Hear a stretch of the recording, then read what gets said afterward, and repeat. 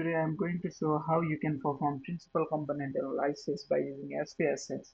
So, principal component analysis is a statistical technique used to reduce the dimension of the dataset while preserving as much as variation, information as possible.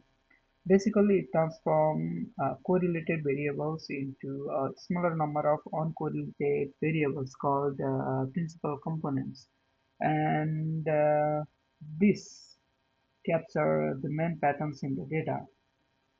So to perform principal component analysis, first you need to go to the analyze here, and here is the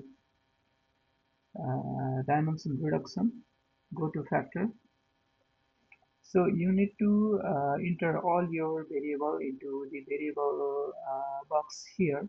So I have already entered this one. Now hit descriptives. Here you need to click on the KMO and Bartlett test of sphericity. Basically, what is the meaning of KMO and Bartlett's test of sphericity? So this is the test which measures the sampling adequacy and tell you whether your variable have enough common variance to justify factor analysis. And its value is ranges from 0 to 1, and values above 0.6 are generally acceptable. So later on I will also explain, I will show the value, and I will also explain whether my data set is okay to perform PCA or not. Okay, just click on continue and go to extraction. So here click on Scree plot, and Scree plot is just is a graph used in PCA or factor analysis to show the eigenvalues of each principal component in descending order. So basically it helps you decide how many components to retain by identifying the elbow point. So elbow point is the point, later on I will show what is elbow point, where the slope of the line level ups, indicating that additional components explain only small amount of variance. So just click on, also the another factor is that here is the fixed number of factor. You can also decide if you only want two factor, you can click here and just put two. So this case I am just going to follow natural way, so I am clicked on here the based on items greater than 1.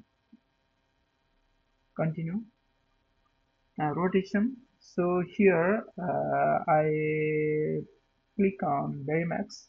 So Varimax is a rotation method used in factor analysis or PCA to make the interpretation of component easier.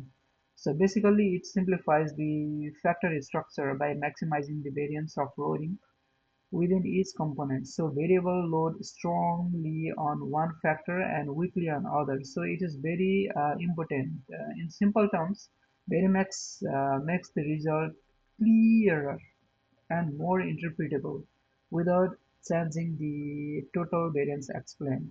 So it is very important to click on Varimax, and I'm going to click on also Kaiser Normalization.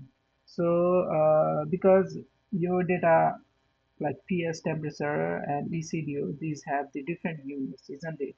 So to make comparable unit, comparable scale, it is need to standardize your data.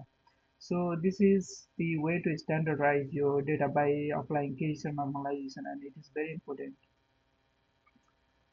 Now click on rotated solution and loading plot. Click continue, and after that just hit OK.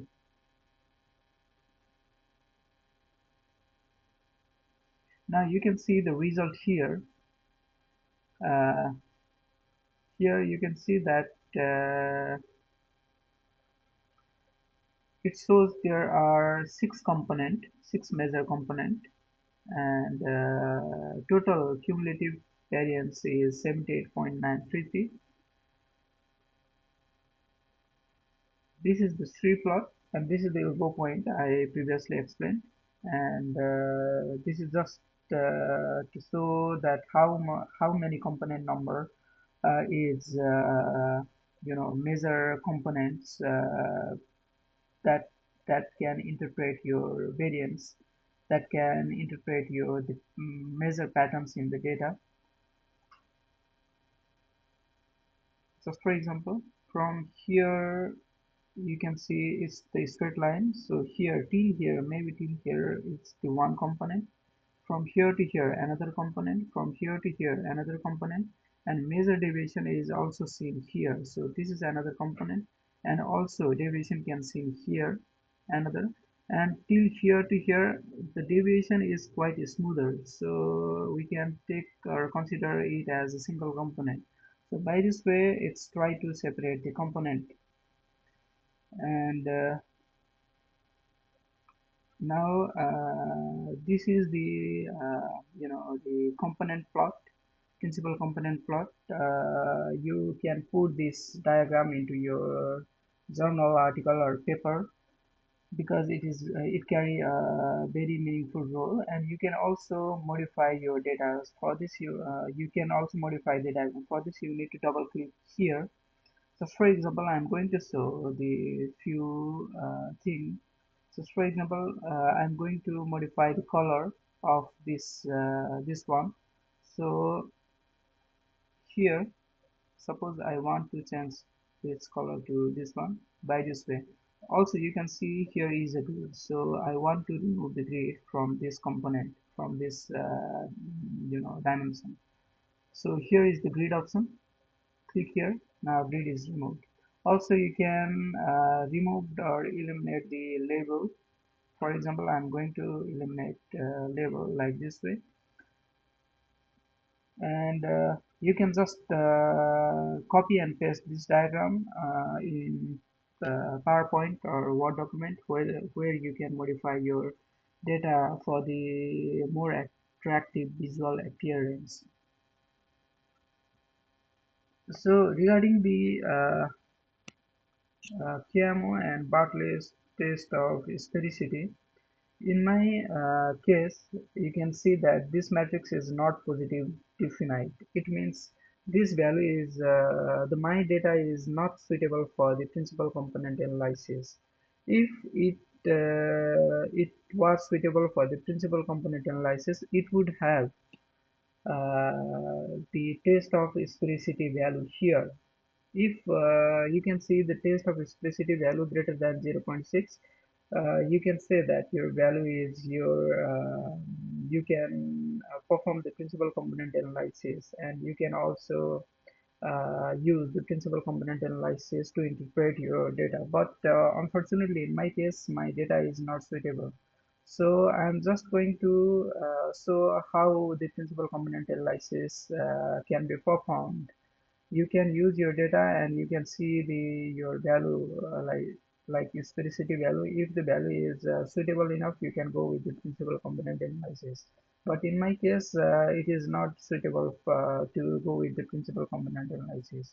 So that's all for the principal component analysis today. I hope this video is very useful, and stay tuned. If you like this video, please subscribe my channel. Thank you so much for watching.